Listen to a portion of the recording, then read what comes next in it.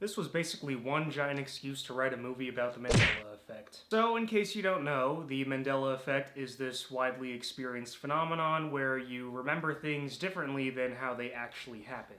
Except it's not just a case of your brain messing up, because supposedly multiple other people have those same false memories. The idea picked up traction a number of years ago when someone on some internet forum mentioned that when asked if they could picture what the Monopoly Man looked like, they said they pictured him with a monocle. Turns out he never wore a monocle and has never worn a monocle, at least to my knowledge. Other examples of the Mandela effect included the whole Berenstain versus Berenstein bears, whether Curious George had a tail or not, if it was Looney Tunes with tunes spelled Toons, as in cartoons, or Looney Tunes with tunes spelled Tunes, like a musical tune. And for a while, it was a fun idea to play around with. You'd send some YouTube video talking about a conspiracy theory to one of your friends, and then you'd freak out for like half an hour, and then you'd get on with your day. And then came the conspiracy theories.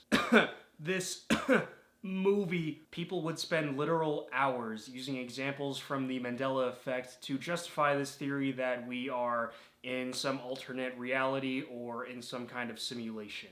Which, don't get me wrong, questioning your existence is fun for like half an hour, 45 minutes tops. But after that, it's like go outside or something. My favorite thing that came out of it was this theory that the 2012 apocalypse actually happened, and before it happened, everyone on Earth was transported to an alternate reality. One that is so similar to ours that it parallels literally everything except like brand names and their pronunciations. Anyway, yeah, I thought this movie had some pretty lazy writing. The movie starts with a couple at the beach with their daughter doing some wholesome family things. The mother and the father are just hanging out, rekindling their romance while the daughter goes off and plays in the ocean. And then the daughter just, dies. And then her death is what leads to the main character becoming so obsessed with the Mandela effect. Honestly, I don't even remember what the main character's name was. They straight up just used the daughter's death as a plot device. Because at first, the guy's like, oh, whoa, I can't remember if it's Berenstain or Berenstein, haha! And then he just uses it as a coping mechanism to deal with the loss of his daughter. Which I guess made sense, but it also made the characters seem super one-dimensional because it seemed like the main guy was more focused on proving the legitimacy of the theory than he was his relationship with his daughter. It felt like the writers wanted to write about the Mandela effect, but they were like, I don't know, we can't just make a movie about some random theory. There's gotta be some kind of stakes involved.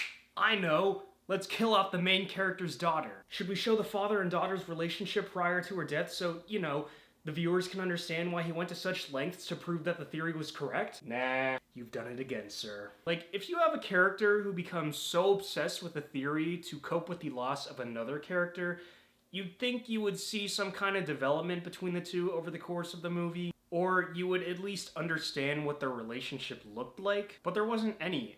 I mean, the daughter even comes back at the end of the movie, and the guy is still like, oh my god. Was it Jif or Jiffy? This movie basically took everything that was related to the Mandela effect that was already on the internet, and just loosely streamlined it into an unclear narrative. Google, show me examples of the Mandela effect. Enhance, looks like we got ourselves a movie. Also, there was this unresolved arc where the guy was like, I'm a coder.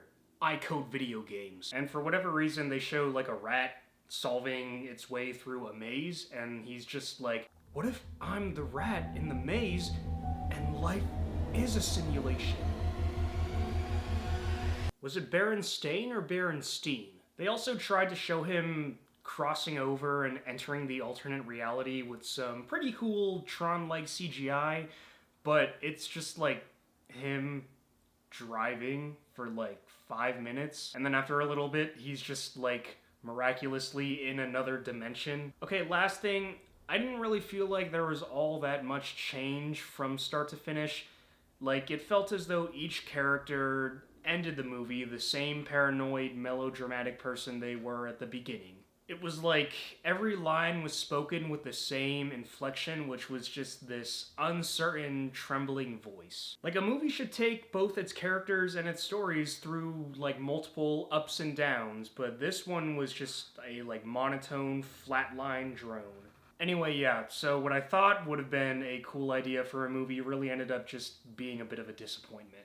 Because the Mandela effect is actually a super interesting concept to work with, but at the end of the day, it felt like the writers were more focused with the theory itself than the fact that they were writing a movie. Which, by all means, if you have a theory being the driving force of your movie, sure, let it take off, but keep it in the background. Like, don't make it get more attention than the characters in your movie. Yeah, so I'm thinking I give the Mandela effect a 4 out of 10.